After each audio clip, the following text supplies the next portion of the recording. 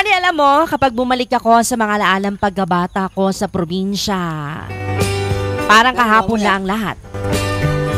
Yung simpleng buhay, yung bang mga bagay dati, Madi, na hindi mo pinapansin pero ngayon, namimiss mo na.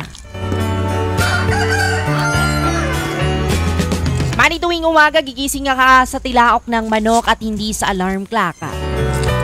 Tapos paglabas pa ng bahay mo ay mararamdaman mo agad ang labigan ng simoy ng hangin at amoy na amoy mo ang halimuyak ng mga bulaklak at damo na basa dahil sa hamoga.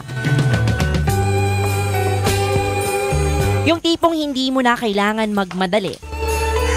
Dati, yung bang walang cellphone na hawak-hawakan, kundi pamalo lang ni nanay kapag late ka nang gumising. Tapos, didiretso ka na lang sa taniman o kaya sa bukid. Yung tipong mag-harvest ka na lang ng prutas o gulay, mga kaibigan. Laging may mga alagang kambing o mga hayop at iba't ibang hayop pa yan. Kaya bago pa man makakain sa agahan ay kailangan mo munang unahin na pakainin ang mga alagang hayop na manok at baboy.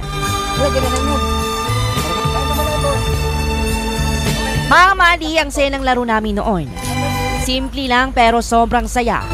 Yung tipong naglalaro lang kami ng tago-taguan sa may damuhan o di kaya gagawa kami ng mga baril-barilan gamit ang mga sanga at puno ng dahon.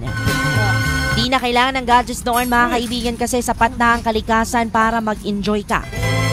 Pagdating mo ng hapon, mag-uuwian ng mga tao galing sa bukid at ang mga kapitbahay, Madi, na halos magkakasabay na kaming maghapunan at sabay nang magkwentuhan hanggang sa aabutin ng dilim. Hindi pong kahit simpleng buhay lang sa probinsya.